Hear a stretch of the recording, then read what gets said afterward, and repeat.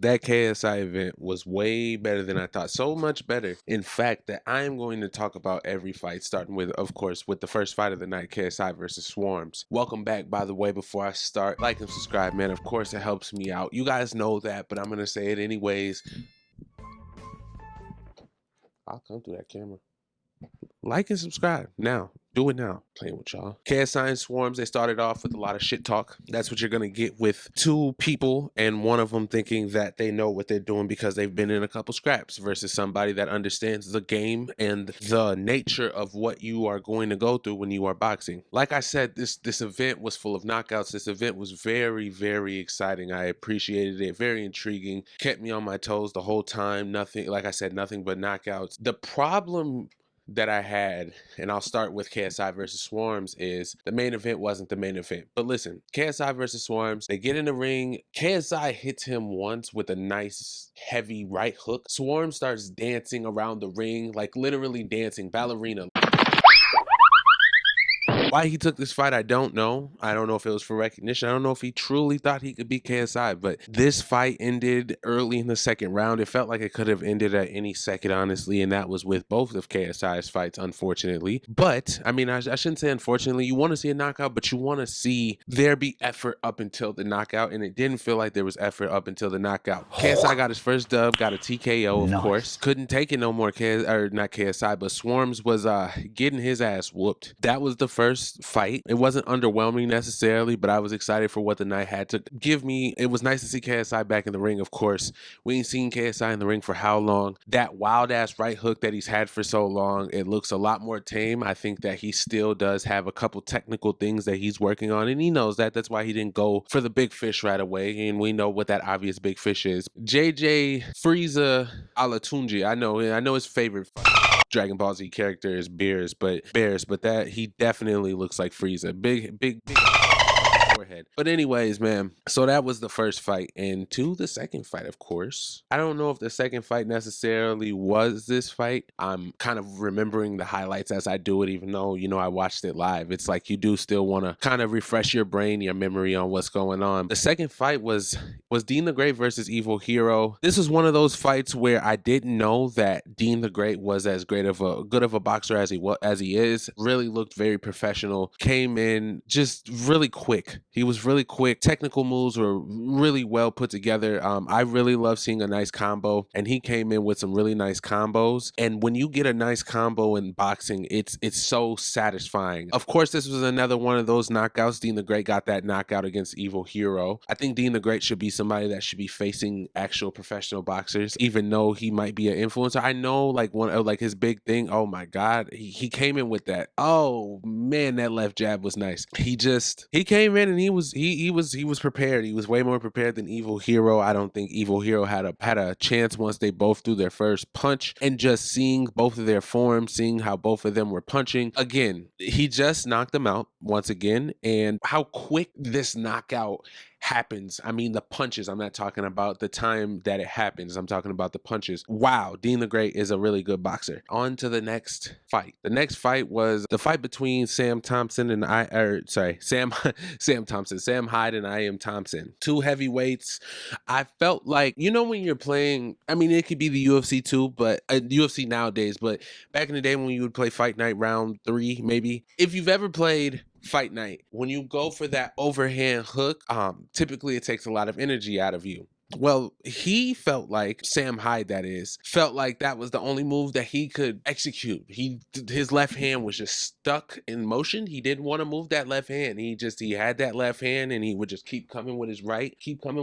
And I didn't understand why he was going that route, but that was the route that he took. They both got gassed. Sam Hyde ended up losing to I Am Thompson, or maybe I'm getting that backwards because that wasn't a fun fight. But one of them knocked out the other. The big one beat the other big one. I sound like a very uneducated boxing fan. And then the next one, Salt Poppy versus Andrew Warski. I didn't know Salt Poppy could fight like that. I'm actually watching the highlights, and there was a really quick fight. Actually, one of my favorite knockouts of the night. Just the way I didn't expect Salt Poppy to come in so confident in his game, and just being able to be. I'm not saying he was for the boxing standard, he would be a heavier set guy, and he moved really well, and he came in and he just gave him a nice 3-4 piece combo, right, left, knocked him on the canvas, and that was that. He was very, just went in and went out. It felt like it was one of the quicker fights of the evening, but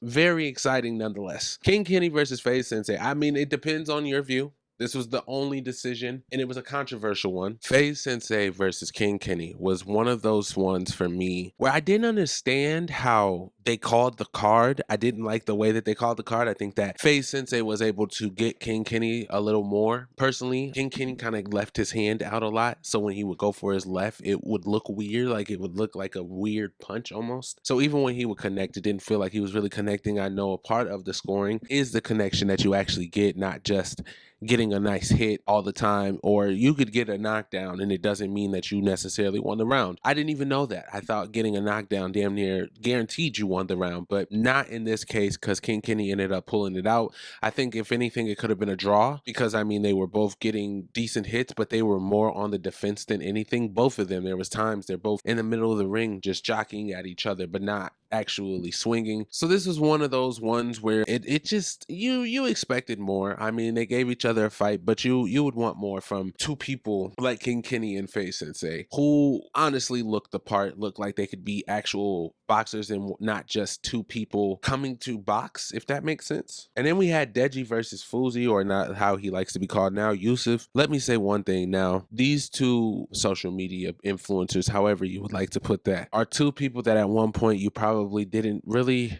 have the most positive thoughts about. Deji for the reason of him and KSI being against each other for the amount of time that they were, and also his lack of preparation for boxing events. That was a laughing stock. He was always being laughed at about that. And then you have Fuzi, who went through almost like a tumultuous time in his life, of course, and has been, trying to get himself back together.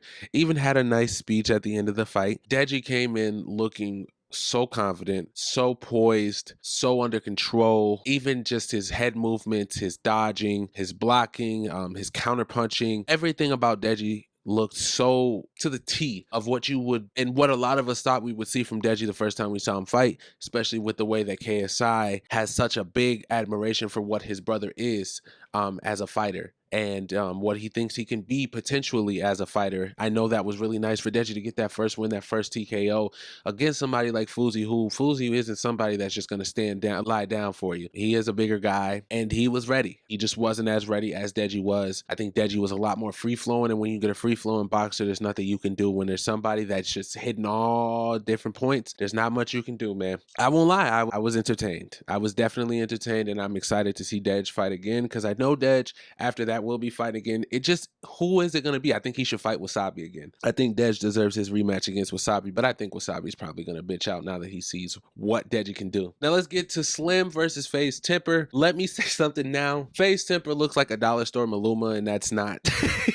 I'm not trying to judge him. He is who he is, but he does look like Maluma, man. He really does. Anyways, he came in very confident, quiet, not talking back to Slim. Slim comes in very talkative, of course, bringing that energy that you want, that crazy energy, that zealous energy in the ring and before the ring. I mean, I enjoyed the 1,000 Miles song coming on and him giving me his off, I can't dance, but I'm gonna show y'all something. It was a really good fight for the most part, but Slim came in to fight. 2 weeks notice, by the way. Let's give him that. I was very intrigued in this fight. I think that FaZe could have done a lot more. I think that Slim proved his point, and there's going to be a lot of people that want to go against Slim. I didn't know about Slim until now, and I know Slim will be a big name for a lot of people, at least for the next maybe 6 months, just based off of what he was able to do. Like I said, really good fight. He's a brawler. He wants to go in. He wants to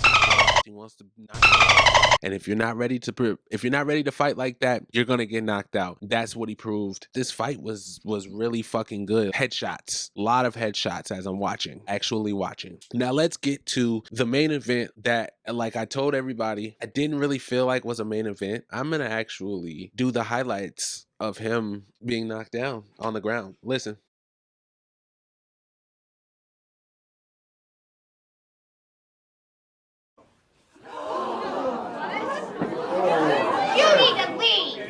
This KSI versus Luis Pineda fight was horrible. The fact that the Swarms fight was more exciting says everything that you need to know. I didn't expect this kid to beat KSI. I'm not expecting anybody on the first try for who KSI likes to be. I admit he has the Floyd Mayweather syndrome. I think every boxer has this sense of a Floyd Mayweather syndrome. The Floyd Mayweather syndrome, going lower than your target, going lower than your competition. I think that's exactly what KSI did. I think he went a little, not even a little, he went a lot lower than he was supposed to. He was getting his ass whooped. Very skinny dude, so every time KSI hit him in his stomach, you could just see the fear in the dude's eyes. He didn't look like he was ready. Every time he hit KSI, it was just like, I don't I don't know what they were expecting for this dude. He came to get a paycheck. That's it. I mean, even his stance was very, it's not even unorthodox. He just, every time he got hit, he just sit on the ground, go like this and say, he's hitting me in the back of my head, which is illegal to hit in the back of the head, but KSI was just getting them with that oft wild ass right. It's not as wild as it once was, but let me say something, not really a big thing, not really a controversial thing. I mean, not a big thing, but a controversial thing. But I think this fight, personally, Deji did a lot better. I think Deji had more competition. I think Deji was the main event. I think that KSI had fun. I think KSI put his name on it because people are going to come by no matter who KSI is fighting. But this was Deji's fight. This was the face. This was FaZe Sensei, King Kenny. Everybody else in their own ways brought a performance. KSI brought his performance. It was the two fighters that were going opposite of KSI that unfortunately didn't bring that performance. Again, even watching it back, there's almost this like feel bad for the kid. I mean, I don't feel bad for somebody that bitches all the time and that's their superpower, but that dude wasn't ready. You could even see it in KSI. KSI slowed down. KSI looked like he was on his first fight still, and this is his second fight. I mean, after the fight I'm talking about. It was such a non-climactical ending to everything. We knew he was going to win. We just wanted to see a little more from the kid, and he didn't give enough. He just didn't give enough. So next time, KSI, make sure the person you're fighting actually wants to fight. Because I mean, I would have loved to see KSI fight Wasabi, but of course that didn't work out. I don't know if he just got scared, if he really did go through quote unquote concussions or whatever the case may be. But man, that's my, not my predictions, but that's my woohoo of the KSI card, KSI, Deji, etc., right? I enjoyed this thoroughly. I can't wait for the next time KSI fights. Hopefully it's him and Logan Paul on the same card. I know he's not going to fight Jake next. It's going to be somebody like Slim or somebody like Austin McBroom, Gibbs, somebody like that. When he does, I think that it's going to be one hell of a fight, and I'm excited. But anyways, y'all, I'm going to get up out of here. So y'all stay blessed. Have a good day. Third Space.